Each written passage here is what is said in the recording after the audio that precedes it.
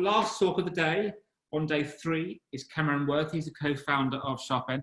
Cameron, you're the finale of the day, so you have to have the best talk of the whole day, or the whole 3 days. Over to you in a second. We've got 99 seconds, then we'll have questions and we'll do a wrap. So without further ado, Cameron, your time starts now.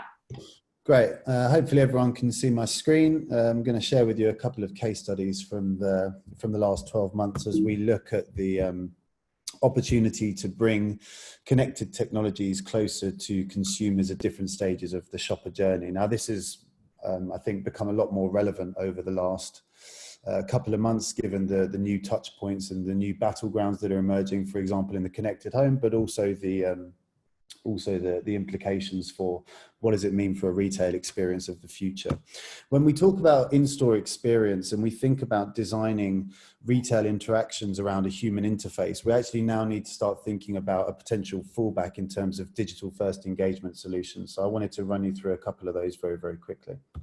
The first one that we're looking at across our cosmetics clients is virtual try-on. So being able to negate the need for testers in store, to be able to map products to your face and be able to experiment with the different shades. We've been experimenting a lot with facial recognition, using that for things like event registration, things like pop-up events, making sure that you can adhere to social distancing.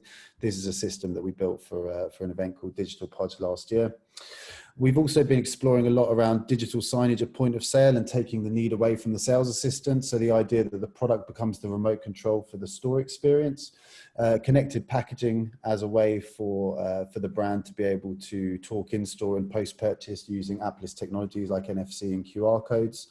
This is an example of a project that we launched with over 1 million NFC-enabled connected bottles, and we saw a 30% increase in session lengths during lockdown. So there's actually concrete evidence.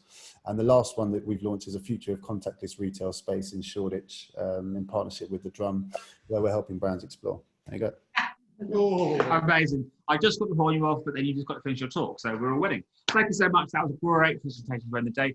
I love Digital Pod. Digital Pod is one of the most exciting events in the calendar, and obviously a slide there on MatFest as well, equally exciting event. So great talk. We've got some great questions from the end of the day. There's one here from Rod who comes in and says, how do you think the physical space of retail is going to be transformed by the technologies you're talking about post-COVID? So I think, I mean, a lot of the, I guess there's a very tense conversation to have with a lot of the brands that we're working with, where they've, like I said, they've designed their entire retail experience around a human interface. And when you suddenly overlay that with consumers feeling threatened to approach human beings, and when they don't want to touch things in store, it totally re-engineers the way that you need to think about retail experience. So actually, I think the sensible answer is to say no one really knows yet, but I think brands need to start trialing with all of these new touch points and actually use this as a way to force themselves to start engaging with these new technologies. So, question here from Freddie, who says, we've seen this sort of technology talked about for a long time now and it's taking off, but what are the biggest barriers you find put up by retail companies?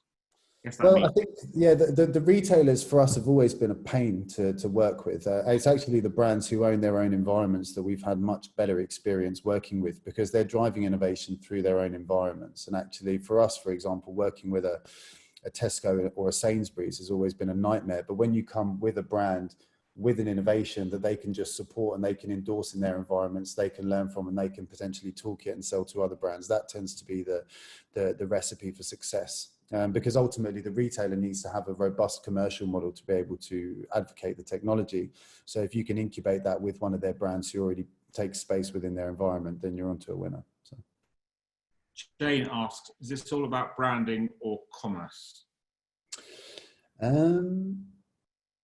I think building brands in a connected world is done through technology-enabled service and experience design. Commerce is an outcome, but commerce used to be the end point of a relationship. And if you look at things like connected packaging, it actually creates the start of a new relationship post-purchase. So before, when I used to buy a product, that was the end of the relationship with the brand. I might have got a dodgy email 2 weeks later with a recipe. But actually now, if you can start engaging with people through the products, you've got a new opportunity to build brands post-purchase and drive a new form of loyalty, in my opinion. So. Last question of the day. And it's from Caitlin. She asks, will these technologies put off consumers that aren't so tech savvy themselves, therefore narrowing the retail demographic?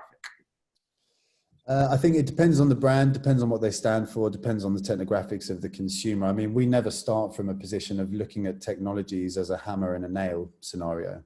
What we try and do is we think about what are the pain points along the shopper journey, what type of shoppers are we speaking to, and then how do you design solutions around those that are appropriate? And that really helps guide the choices of the technology. I mean, we see at SharpEnd that the kind of connected brand building is a creative challenge and not really a technical one. And I'd always watch out for people who are coming to you saying, we've got this technology solution and we're going to put it across every stage of the customer journey, because normally they're talking nonsense or they don't really understand what it is to solve brand challenges. So.